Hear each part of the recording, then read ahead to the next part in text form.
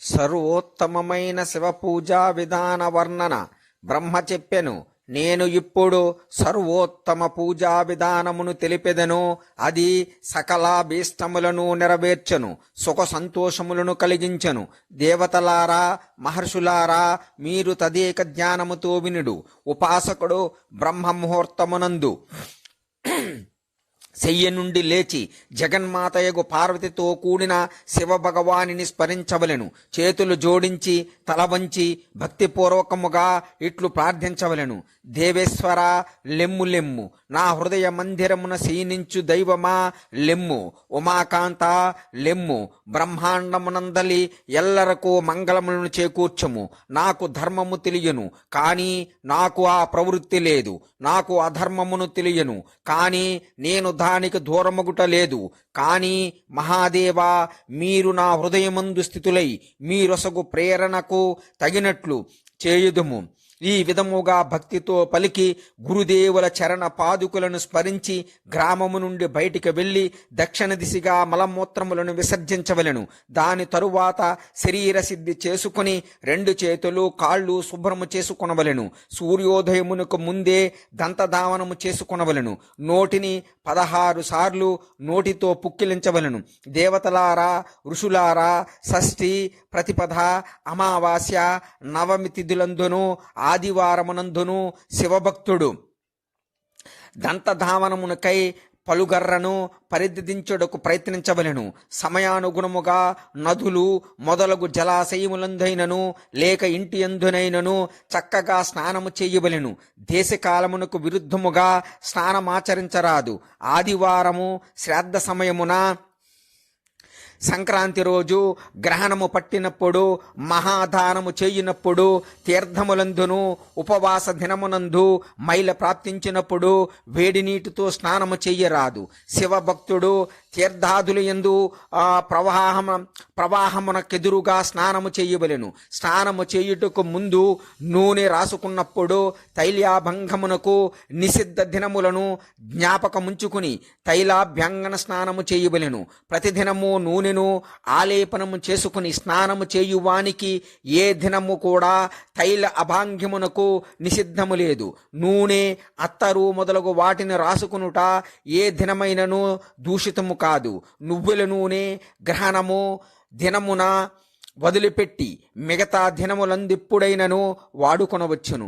దేశకాలోచితముగా విధిపూర్వకముగా స్నానము చేయవలెను. స్నాన సమయమున తన ముఖము ఉత్తర దిశ వైపు కాని పూర్వ దిశ వైపు కానీ ఉండవలెను.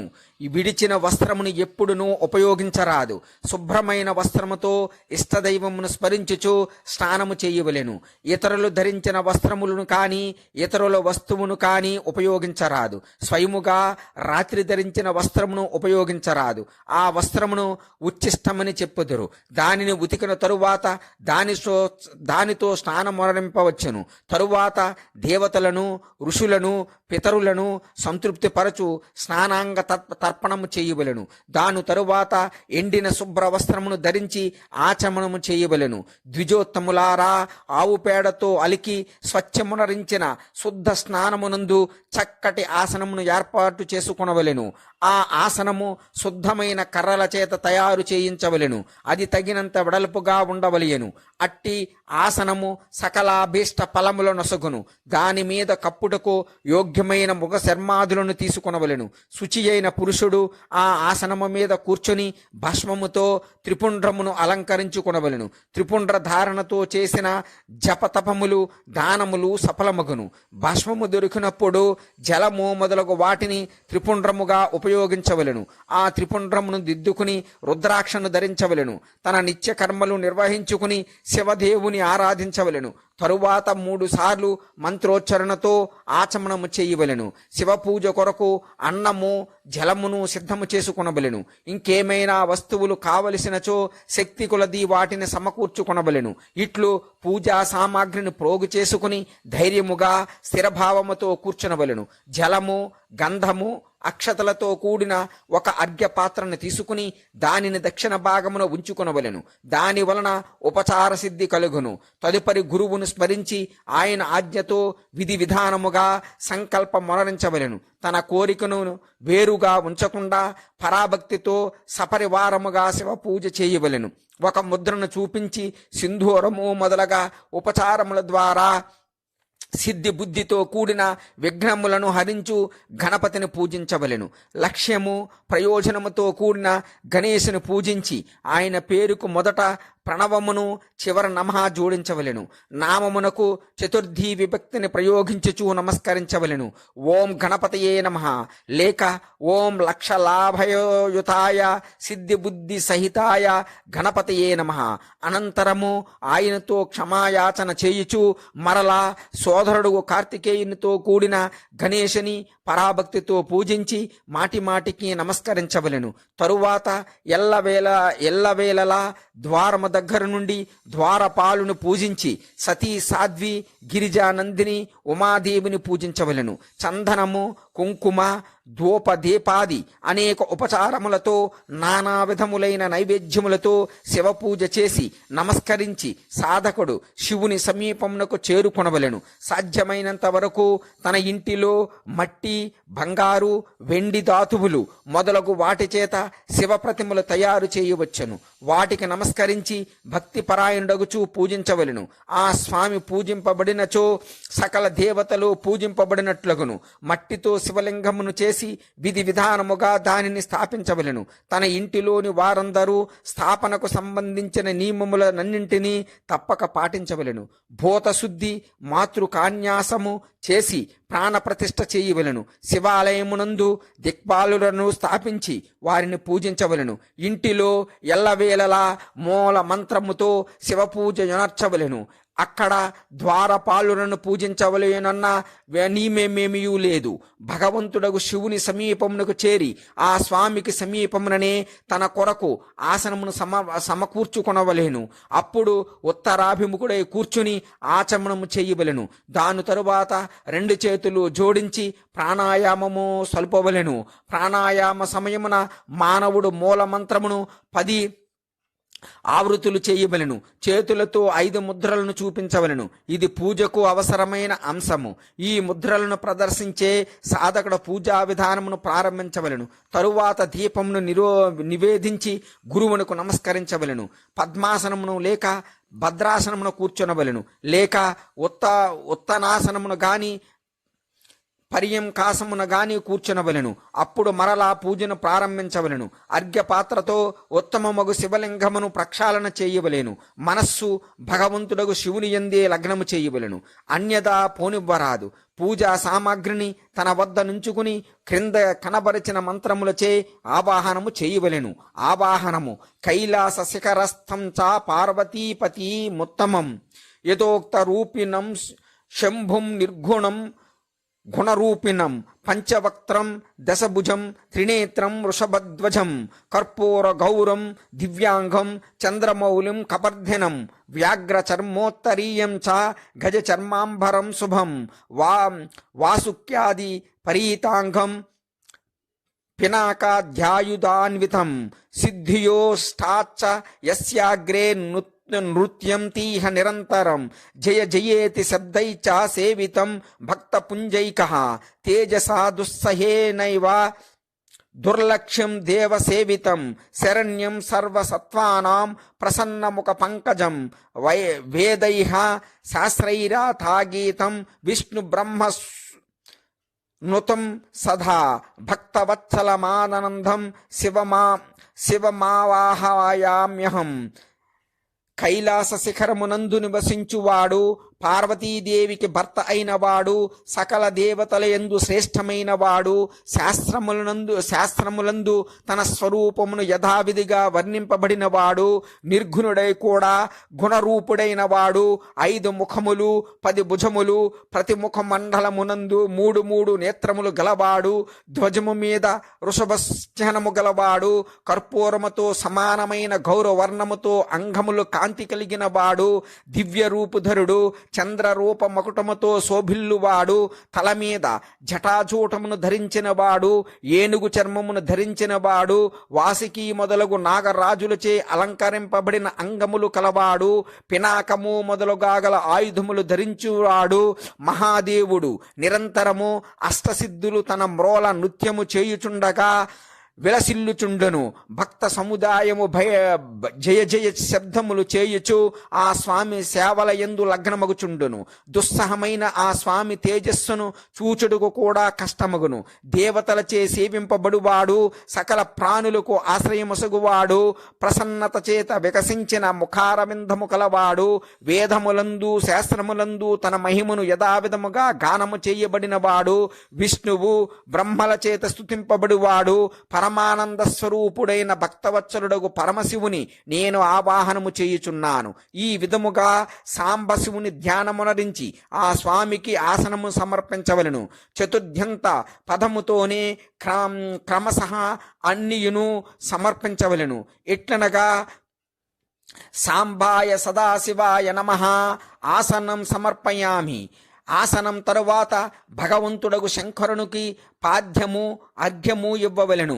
తదుపరి పరమాత్ముడైన శంభునికి ఆచనము చేయించి పంచామృతాది ద్రవ్యముల ద్వారా సంతోషముగా శంకరునకు స్నానము చేయించవలెను. వేద మంత్రములతో లేక మంత్రపూర్వకముగా చతుర్థంత నామ పదములను ఉచ్చరించి భక్తితో తగిన విధముగా సకల ద్రవ్యములను భగవంతునకు అర్పించవలెను. అభీష్ట ద్రవ్యమును శంకరునకు సమర్పించవలెను. పిమ్మట ఆ స్వామికి వారున స్నానము చేయించవలెను. స్నానానంతరము ఆ ప్రభువు శ్రీ అంగములయందు సువాసనలు వెదజల్లు చందనము ఇతర సుగంధ ద్రవ్యములను ఆలేపనము చేయవలెను. పరిమళములతో కూడిన జలములను ఆ స్వామి మీద ధారగా పోయుచు అభిషేకము చేయవలెను. వేద మంత్రములతో షడంగములతో లేక శివుని 11 నామములతో అవసరము కొలది జలధారను పోయుచు వస్త్రముతో శ్రీవలింగమును బాగుగా తుడవవలెను. పిదప ఆచమనార్ధనము జలమునివ్వవలెను. వస్త్రమును సమర్పించవలెను. అనేక విధములైన మంత్రములచే భగవంతుడగు శివునికు నువ్వు జొన్నలు గోధుమలు శనగలు మినుములు సమర్పించవలెను. పంచముఖుడైన పరమాత్మ శివునికి పుష్పములు నివేదించవలెను. ప్రతి ముఖమును ధ్యానము చేయుచు దానికి తగినట్లు యథోచితముగా అభిలషించి కమలము శతపత్రము శంఖపుష్పము కుశపుష్పము ఉమ్మెత్తను మందారమును ద్రోణ పుష్పమును తులసీదళమును బిల్వపత్రమును నివేదించి పరాభక్తితో భక్తవత్సలుడు భగవంతుడగు శివుని విశేషముగా పూజింపవలెను. ఈ వస్తువులన్నీయు దొరకని చోట బిల్వపత్రమును ఆ స్వామికి అర్పణ చేయవలెను. బిల్వపత్రమును సమర్పించినచో శివపూజ సఫలమగును. పిదప పరిమళముతో కూడిన చూర్ణమును శ్రేష్టమగు తైలమును అత్తరు మొదలగు వివిధ వస్తువులతో మిక్కిలి ఆనందముతో భగవానునికి సమర్పించవలెను. సంతోషముతో గుగ్గులము అగరు మొదలగు ధూపములను నివేదించవలెను. తదుపరి శంకరునకు నెయ్యితో దీపమును వెలిగించవలెను. అప్పుడు క్రింద కనబడుచున్న మంత్రముతో భక్తిపూర్వకముగా అర్ఘ్యము ఇవ్వవలెను. భక్తిభావమున వస్త్రముతో ఆ స్వామి ముఖమును తుడవవలెను. అర్ఘ్యమంత్రము రూపం దేహి యశో దేహి భోగం దేహించ శంకరః భుక్తిముక్తి ఫలం దేహి గృహీత్యార్ఘ్యం నమోస్తుతే. ప్రభు శంకర నీకు నమస్కారము. నీవు ఈ అర్ఘ్యమును స్వీకరించి నాకు రూపము నిమ్ము, యశము నిమ్ము, భోగములు నిమ్ము, భోగమోక్ష రూపముగు ఫలమును ప్రసాదింపుము. దీని తరువాత భగవంతుడగు శివునకు వివిధములైన ఉత్తమ పదార్థములను నైవేద్యమును సమర్పించవలెను. నైవేద్యానంతరము ప్రేమతో ఆచమనము చేయించవలెను. తదనంతరము తాంబూలము సాంగోపాంగముగా సిద్ధపరచి ఆ స్వామికి సమర్పించవలెను. 5 వత్తులతో ఆరతిని సిద్ధము చేసి ఆ స్వామికి చూపవలెను.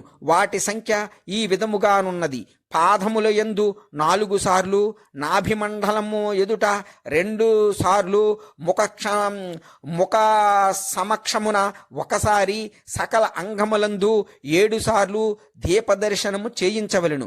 తదుపరి నానా విధములైన స్తోత్రముల ద్వారా ప్రేమతో భగవంతుని వృషభధ్వజుని స్తుతించవలెను. మెల్లమెల్లగా ఆ స్వామికి ప్రదక్షిణము చేయవలెను. పరిక్రమ తరువాత భక్తుడు సాష్టాంగ ప్రణామము చేయవలెను.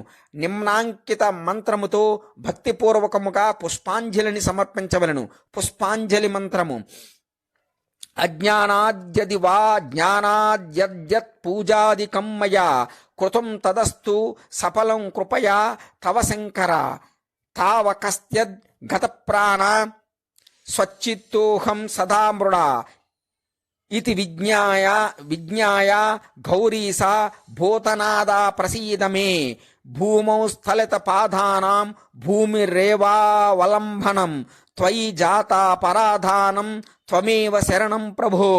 శంకర, నేను తెలిసియో తెలియకో పూజలను చేసి తిని అవి మీ కృపచేత సఫలమగుగాక. మృఢ, నేను నీవాడను. నా ప్రాణములు సదా మీయందే లగ్నమయ్యుండెను. నా చిత్తము ఎల్లవేళలా మిమ్ములనే ధ్యానించుచుండెను. అట్లెరింగి ఓ గౌరీనాథ భూతనాథ, మీరు నా ఎడల ప్రసన్నులు కండు.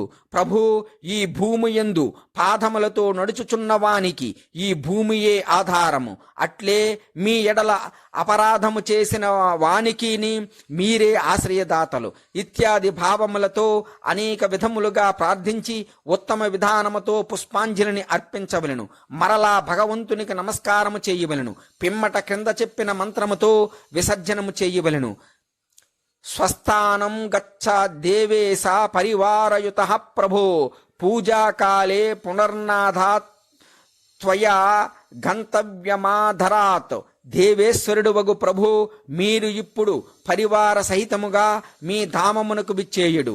నాథా, పూజా సమయమునందు మరలా మీరిచ్చటకు సాధారముగా పదార్థమును చేయుడు. ఈ విధముగా భక్తవత్సలుడగు శంకరుని పదే పదే ప్రార్థించి ఆ స్వామిని విసర్జనము చేయవలెను. ఆ జలమును తన హృదయమునందు మస్తకమునందు చల్లుకొనవలెను. ఋషులారా, ఇట్లు నేను శివపూజా విధానమంతయును తెలిపితని. అవి భోగ మోక్షములను ప్రసాదించెను. ఇప్పుడు మీరు ఇంకను ఏమి వినగోరుచున్నారు? విభిన్న పుష్పములతో అన్నములతో జలధారలతో చేయు శివపూజా మహత్యము బ్రహ్మ పలికెను. నారద, లక్ష్మీ సంపదలని గోరువారు కమలము, బిల్వపత్రము, శతపత్రము, శంఖపుష్పములతో శివభగవానుని పూజింపవలెను. బ్రాహ్మణోత్తమ, 1,00,000 పుష్పములతో శివుని పూజించెనచో సకల పాపములు నశించెను. లక్ష్మిని కూడా పొందవచ్చును. ఇందులో సంశయము లేదు.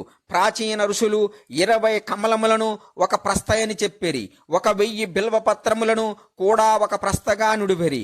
1000 శతపత్రములను అర్ధ ప్రస్థయని పరిభాష చేసిరి. 16 ఫలములు ఒక ప్రస్థము అని, 10 టంకములు ఒక ఫలమని తెలిపిరి. ఈ కులమానముతో పత్ర పుష్పములను కొలిచెదరు. పైన చెప్పిన పుష్పముల సంఖ్యతో శివుని పూజించిన సకామ పురుషునకు సకలాభీష్టములు ప్రాప్తించెను. ఉపాసకుని మనస్సులో ఏ కోరికైనో లేనిచో పైన చెప్పిన పూజలతో శివస్వరూపుడగును. 5,00,000 మృత్యుంజయ మంత్రమును జపించిన వానికి శివుడు ప్రత్యక్షముగా దర్శనమొసగును. 1,00,000 జపముతో శరీరము శుద్ధమగును. 2,00,000 జపముతో పూర్వజన్మ విషయములు స్మరణకు వచ్చెను. 3,00,000 పూర్తయినచో సమస్త కామ్య వస్తువులు ప్రాప్తించెను. 4,00,000 జపము పూర్తయినచో భగవంతుడగు శివుడు స్వప్నమున దర్శనమొసగును. 5,00,000 పూర్తయిన వెంటనే భగవంతుడగు శివుడు ఉపాసకుని ఎదుట అప్పటికప్పుడు ప్రత్యక్షమగును. 10,00,000 మంత్రజపము పూర్తి అయినచో సంపూర్ణ ఫలము సిద్ధించెను. మోక్షమును కోరువారు 1,00,000 దర్భల ద్వారా శివుని పూజింపవలెను. మునివరా, అన్ని చోట్ల 1,00,000 సంఖ్యను పరిగణలోకి తీసుకొనవలెను. దీర్ఘాయువును కోరువారు 1,00,000 దూర్వములతో పూజించవలెను. పుత్రుని అభిలషించువారు 1,00,000 ఉమ్మెత్త పుష్పములతో పూజింపవలెను. ఎర్ర కాడల గల ఉమ్మెత్త పూజ శుభదాయకముగా పరిగణించబడును. 1,00,000 అగస్త అవిస పుష్పములతో పూజించినచో గొప్ప యశస్వియగును. తులసీ దళములతో శివ పూజ చేసినచో ఉపాసకునకు భోగమోక్షములు రెండును సులభమగును. ఎర్రని తెల్లని జిల్లేడు శ్వేత కమలములు 1,00,000 పుష్పములతో పూజించినను అదే ఫలము భోగమోక్షములు లభించును. 1,00,000 దాసాని పుష్పములతో చేయబడు పూజ శత్రువులకు మృత్యువు నొసగును. 1,00,000 కరవీర గన్నేరు పుష్పములు శివ పూజకు ఉపయోగించినచో రోగములు పూర్తిగా నశించెను. మంకెన పుష్పములతో పూజించినచో ఆభూషణములు ప్రాప్తించెను. జాజి పూలతో శివ పూజ చేసినచో వాహన లబ్ధి కలుగును. ఇందులో సందేహము లేదు. అవిసె పుష్పములతో మహాదేవుని పూజించిన వాడు విష్ణు భగవానునికి ప్రియమైన వాడగను. సమీపత్రములతో పూజించిన మోక్ష ప్రాప్తి కలుగును.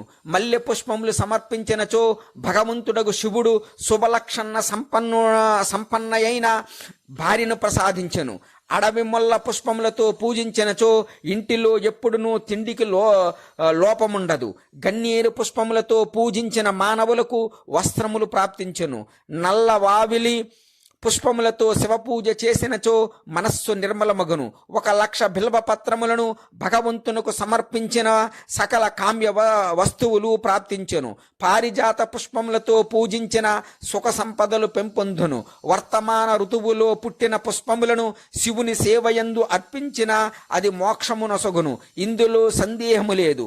నల్ల ఆవాల పుష్పముల పూజ శత్రువులను మృత్యువు పాలు చేయను. ఈ పుష్పములను 1,00,000 సంఖ్యతో శివునకు సమర్పించినచో భగవంతుడగు శివుడు మిక్కిలి ఫలములను వసగును. చంపక మొగలి పుష్పములు తప్ప మిగతా పుష్పములన్నీ శివునకు సమర్పించవచ్చును.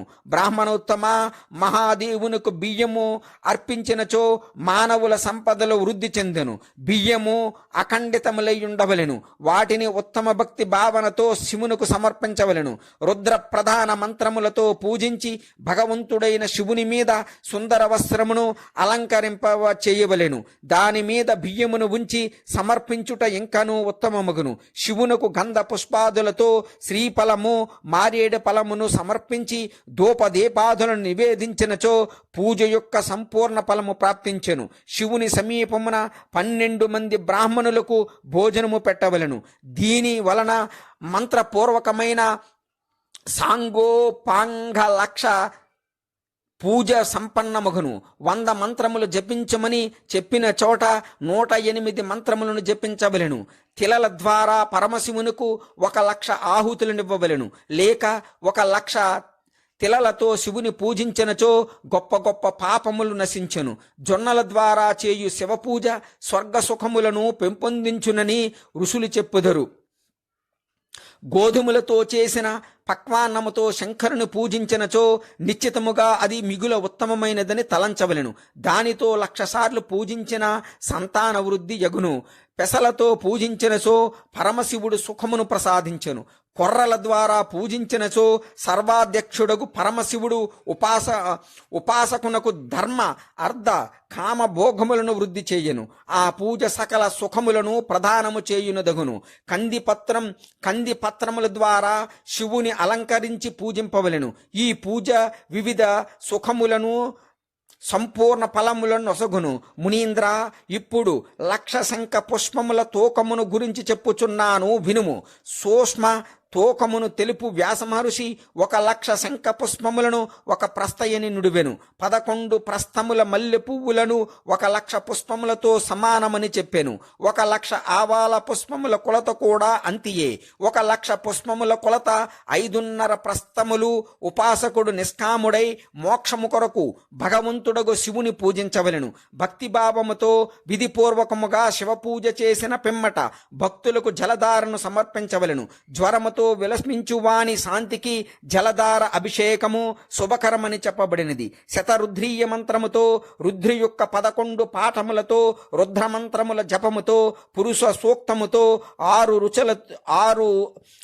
రుచులతో కూడిన రుద్ర సూక్తముతో మహామృత్యుంజయ మంత్రముతో గాయత్రీ మంత్రముతో లేక శాస్త్రోక్త శివ నామాదులతో ముందు ప్రణవము చివర నమః జోడించి మంత్రముల ద్వారా జలధారాదులను సమర్పించవలెను. సుఖము సంతాన వృద్ధి కొరకు జలధార ద్వారా పూజించుట ఉత్తమమని చెప్పబడినది. శ్రేష్టమగు భస్వమును ధరించిన ఉపాసకుడు ప్రేమతో అనేక విధములగు శుభము దివ్యములగు ద్రవ్యముల చేత శివుని పూజించవలెను. శివ సహస్ర నామములతో ఆ స్వామి మీద నేతిధారణ పోయవలెను. అట్లు చేయుట వలన వంశము విస్తరించెను. ఇందు సందేహం సందేహము లేదు. ఇట్లు 10,000 శివుని మంత్రజపము చేసినచో ప్రమేహ రోగము శాంతించెను.